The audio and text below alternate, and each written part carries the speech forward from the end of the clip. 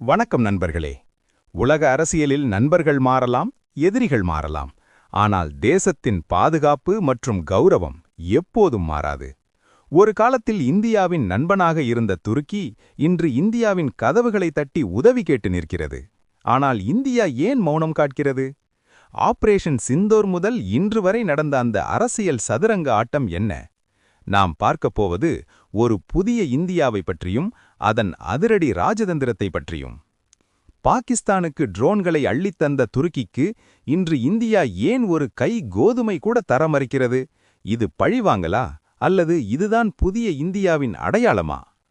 Operation Sindoor சமயத்தில் இந்தியாவிற்கு பெரும் அச்சுறுத்தலாக இருந்தது பாகிஸ்தான் அனுப்பிய 500க்கும் மேற்பட்ட ட்ரோன்கள்.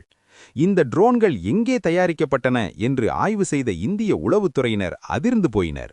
அவை அனைத்தும் துருக்கியின் தயாரிப்புகள். பயங்கரவாதத்திற்கு எதிரான இந்தியாவின் போரில் இந்தியாவுக்கு தோள் கொடுக்க வேண்டிய துருக்கி பாகிஸ்தானுக்கு ஆயுதங்களை வாரி வழங்கியது. துருக்கி மற்றும் பாகிஸ்தான் இடையிலான இஸ்லாமிய நாடுகளின் கூட்டணி, இந்தியாவின் காஷ்மீர் விவகாரத்தில் துருக்கி அதிபர் எர்டோகான் சர்வதேச அரங்கில் இந்தியாவிற்கு எதிராக பேசிய கருத்துக்களை இங்கே நினைவில் கொள்ள வேண்டும். அரசாங்கம் மட்டுமல்ல, இந்திய மக்களும் துருக்கிக்கு ஒரு பாடம் புகட்ட தீர்மானித்தனர். துருக்கியை ஒரு துரோக நாடு என அறிவித்து இந்திய சுற்றுலா பயணிகள் அங்கு செல்வதை தவிர்த்தனர்.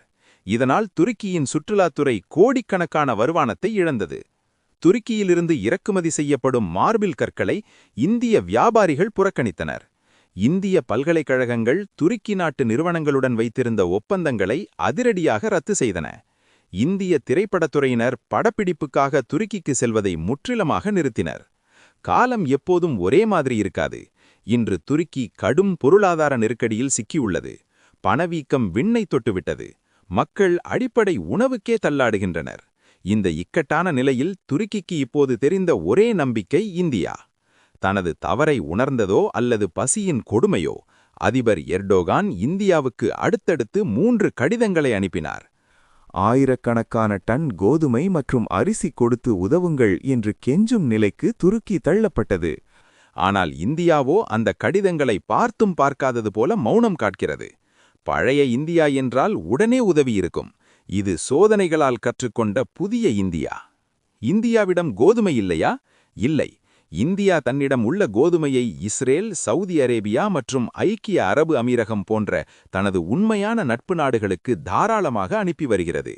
ஆனால் துருக்கி என்று வரும்போது மட்டும் நோ ஸ்டாக் என்கிறது. சீனா மற்றும் பாகிஸ்தான் கொடுத்த தரம் குறைந்த தானியங்களை உண்டு மக்கள் அவதிப்படுவதால் இன்று துருக்கி இந்தியாவின் உயர்தரமான உணவை எதிர்பார்த்து காத்திருக்கிறது. இன்று உலகம் ஒரு முக்கியமான செய்தியை புரிந்து கொண்டிருக்கிறது. இந்தியாவை மதிக்காத நாடுகள் இந்தியாவின் உதவியையும் எதிர்பார்க்க முடியாது. உலகமே ஒரு குடும்பம் என்று பேசும் அதே இந்தியா தன் நாட்டின் பாதுகாப்பை குலைக்க நினைப்பவர்களுக்கு பாடம் புகட்டமும் தயங்காது. துருக்கிக்கு இந்தியா கொடுத்திருக்கும் இந்த மௌனமான பதிலடி மற்ற நாடுகளுக்கு ஒரு எச்சரிக்கை. உறவுகள் என்பது பரஸ்பரம் இருக்க வேண்டும். ஒரு கையில் கத்தியை வைத்துக்கொண்டு மறு கையில் உதவி கேட்பது ராஜதந்திரம் அல்ல, அது அறியாமை. இந்தியா இன்று ஒரு உலக பெரும் சக்தியாக நிமிர்ந்து நிற்கிறது. இனி எங்களை மதிப்பவர்களுக்கே எங்கள் கரங்கள் நீளும். இதுதான் புதிய இந்தியா. நன்றி. ஜெய் ஹிந்த்.